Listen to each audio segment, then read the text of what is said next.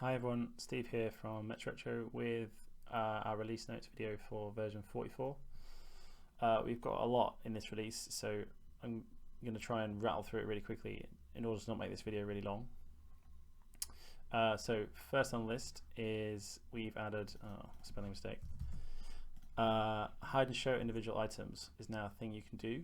So I'm going to switch to this fake retrospective I've got here, and these are sticky notes of mine.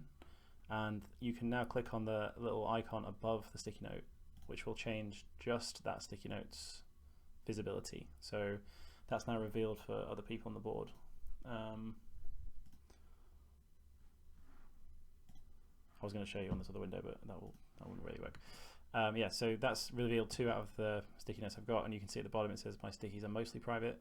As I go through, that'll change to mostly public, and eventually all public. And then I can just hide them again that way. So if you want to do like a non all-in-one reveal, that's now possible with this. This little animation shows for not just you but for other people as well, so they can see that you've done it if it's not that obvious. Right, item 2. We've added a select all, which selects everything. Only select stuff that's not locked. We've also added if you have a selection and you right click on it, a select others, which will select all of the other objects of that type within the view, whereas select all selects everything. Just so you know as well, you can hold shift and double click on an item, and it will select all the items of that type within the container they're in, and then if you triple click, it will select all of them on the screen. That was already there, but not a lot of, I guess I don't think it's actually written down anywhere, so one day we'll write it down. Item 3, you can now lock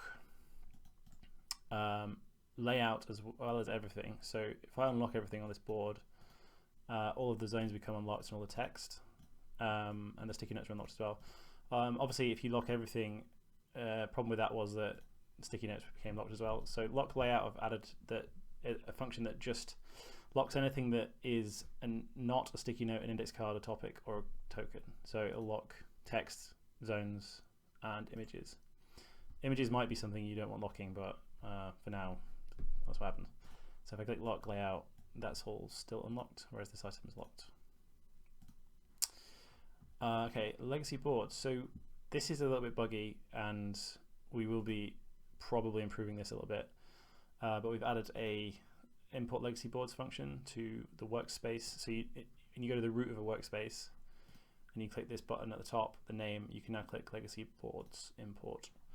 And what it'll do is it'll give you a list of all the boards you have access to in V1.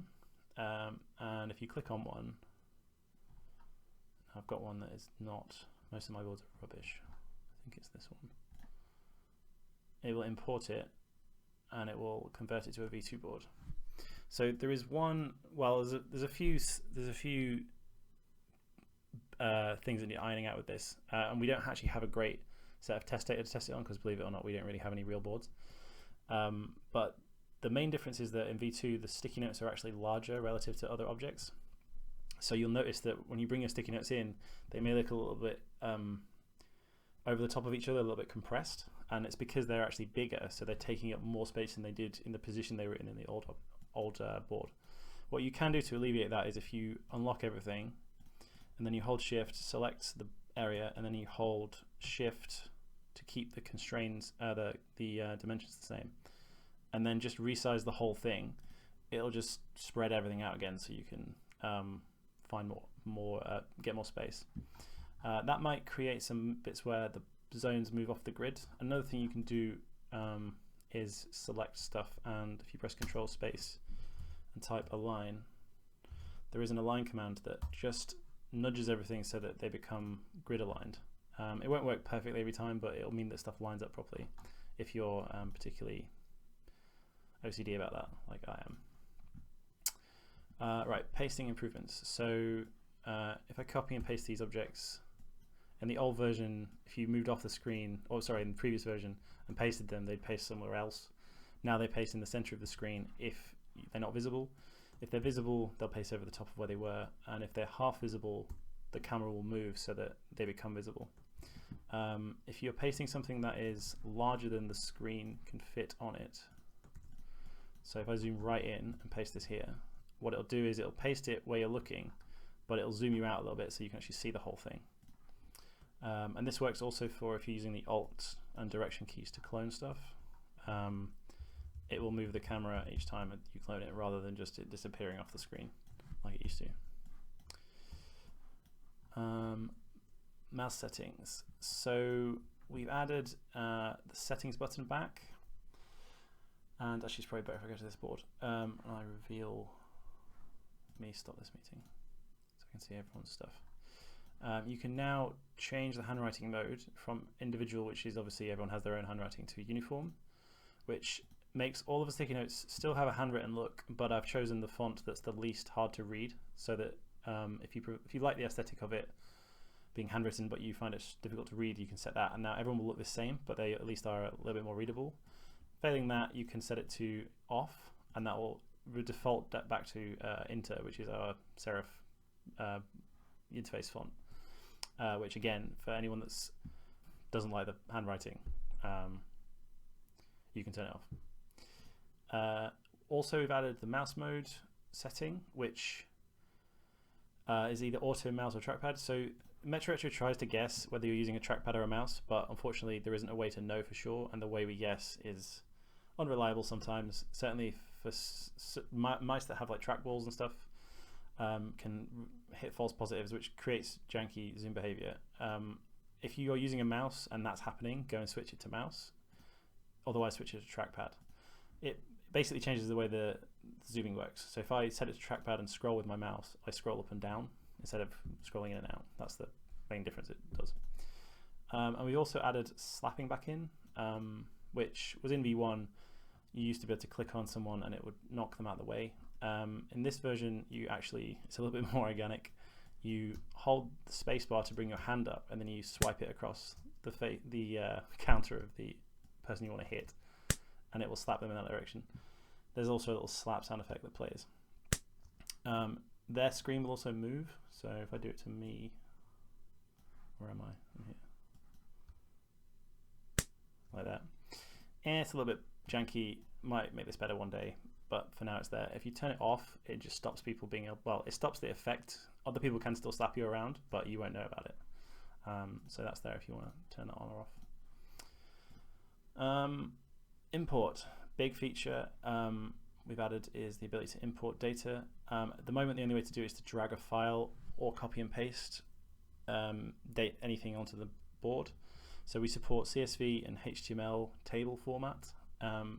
So what I'm going to do is drag this CSV file of backlog items on, and it will pop up this modal that's detected that it's CSV data and asks you how you want to import it. I'm not going to go through all these now because it'll take ages, but the main things you can do are import individual items. So if I just choose stickies and quickly title, set the color to the priority and click next, they'll all come in like that. But I can also import them as stickies that are inside zones, and I choose, say I want to group them by type, and then press next. I'll get different zones for each type of ticket. We probably will be changing this a little bit to make it a bit better, because you can't choose the order of these at the moment and the colors are a little bit confusing, so it's work in progress, but this is the first version that's available for use. So if you find it useful or want to use it, you can. And then we have an export function, which if you right click anywhere on a board, you'll see an export button, and it brings up a interface that allows you to choose the type of object you want to export, which you could, obviously I've got none of these objects here, but you could export those. You can choose from the whole board, or you can choose from either some selected items, which would be just those 4, or you can select a zone and it will select everything in the zone. And then you can choose columns to add. You can add, I've got no topics on here, but if I add zone, and I can, so that's the zone that these items are in. Maybe that's your whole board, so you can see that. I can move these around and I can rename them, so do that. And some of these options have formatting options, so the dates can be changed if you want, and the author can be set to email, for example. And then once we've configured our output, go next, and you can choose different formats of data. So CSV is good for importing into Excel or anything like that. HTML table, if you copy and paste into something like Word, that's going to be on the screen, it will come in as an actual table, and that's the same for Confluence and Google Docs and any word processor really, or Notion or Wiki software. You can also use markdown tables if you're into that, or JSON if you're into that, and you can download and choose the file name at the bottom, or copy it to clipboard. Right, nearly there. We fixed a lot of bugs this sprint. There was quite a few bugs actually that we introduced last sprint, or last release, so sorry about that. One of the most annoying ones was the text tool was jumping all over the place, and when you started writing text, it bugged out a little bit. That's all been fixed. We fixed quite a lot of problems with the